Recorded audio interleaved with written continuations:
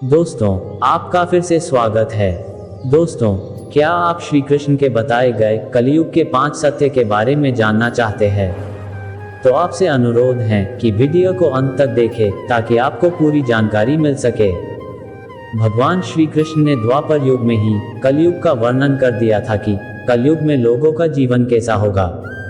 दोस्तों, इस वीडियो में हम कलयुग की वह 5 बातें लेकर आए हैं जो भगवान श्री कृष्ण ने पांडवों को बताई थी, और उस बातों से सीख लेकर हम अपने जीवन में भी कुछ आवश्यक बदलाव कर सकते हैं। तो दोस्तों, चलिए जानते हैं उस 5 सत्य के बारे में। भगवान श्री कृष्ण ने पांडवों को बताए थे कलयुग के ये 5 कड़वे सत्य। जुए में छल से सब कुछ हारने के बाद जब पांडव वन में जा रहे थे, तभी सहदेव ने भगवान श्री कृष्ण से पूछा कि हमने तो ऐसा कोई बड़ा पाप नहीं किया, फिर भी हमें इतना बड़ा दंड क्यों? तब श्री कृष्ण ने कहा, प्रिय सहदेव, द्वापर युग अपने अंतिम चरण पर है। ये सब जो हो रहा है वह आने वाले कलियुग का प्रभाव है। इस पर युधिष्ठिर ने आश्चर्य से भगवान श्री कृष्ण से पूछा कि हे वासुदेव, कलियुग तो अभी आया भी नहीं है और उसका इतना भयंकर परिणाम क्यों? जब कलियुग आरंभ हो जाएगा तो क्या होगा? भगवान श्री कृष्ण ने कहा, आप सभी भाई वन में जाइए और वहां जो कुछ भी दिखे आकर मुझे विस्तार से बताना होगा। उसी आधार पर मैं आपको कलियुग की गति के बारे में बता पाऊंगा। भगवान श्री कृष्ण के ऐसा कहने पर पांचों भाई वन में अलग अलग दिशा में चल दिए। पांचों भाई वन में जाकर वापस लौटे तो आश्चर्य से भरे हुए थे। भगवान श्री कृष्ण ने मुस्कुराते हुए कहा, अब आप लोग बताइए कि आपने क्या क्या देखा। सबसे पहले युधिष्ठिर ने बताया कि हे योगेश्वर, मैंने एक 2 सूंड वाले हाथी गज को देखा। इसका क्या अर्थ है? तब भगवान श्री कृष्ण ने कहा, इसका अर्थ यह है कि कलयुग में ऐसे लोगों का राज्य होगा जो दोनों ओर से शोषण करेंगे, बोलेंगे कुछ और करेंगे कुछ और, मन में कुछ और कर्म में कुछ और। ऐसे ही लोगों का राज्य होगा। भगवान श्री कृष्ण कलयुग के आगमन के परिणामों को स्पष्ट रूप से बता रहे थे और उनके उपायों को सामाजिक समर्थन और धार्मिक साधनों के माध्यम से सुधारने का संकेत दे रहे थे। उसके बाद महाबली भीम ने कहा, हे वासुदेव, मैंने एक गाय को देखा जो अपने बच्चे को इतना चाट रही थी कि वह बच्चा लहूलुहान हो गया। इस प्रश्न का उत्तर देते हुए श्री कृष्ण ने कहा, इसका अर्थ यह है कि कलयुग का मनुष्य अपने बच्चों को आवश्यकता से अधिक लाड प्यार करेगा। उनकी अपने संतानों के प्रति माया और ममता इतनी बढ़ जाएगी कि उनकी संतानों को अपने विकास का अवसर ही नहीं मिलेगा। कलयुग में माता पिता अपनी संतानों को परिवार की मोह माया में बांध कर रखेंगे, जिसके कारण उनका घर बर्बाद हो जाएगा। इससे सामाजिक और पारिवारिक संरचना में असंतुलन उत्पन्न होगा, जो कलयुग के धार्मिक और सामाजिक स्वरूप का प्रतिनिधित्व करेगा।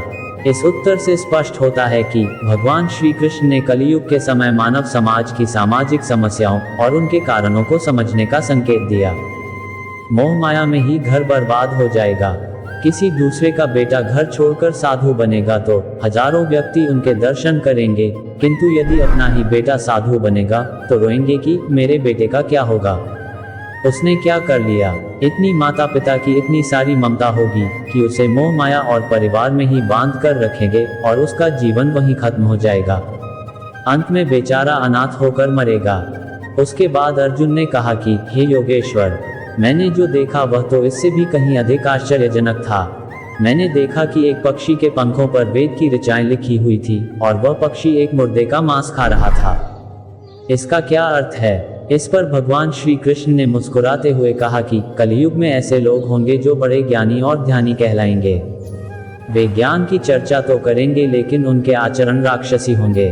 बड़े पंडित एवं विद्वान कहलाएंगे, किंतु वे यही देखते रहेंगे कि कौन सा मनुष्य मर जाए और हमारे नाम से संपत्ति कर जाए।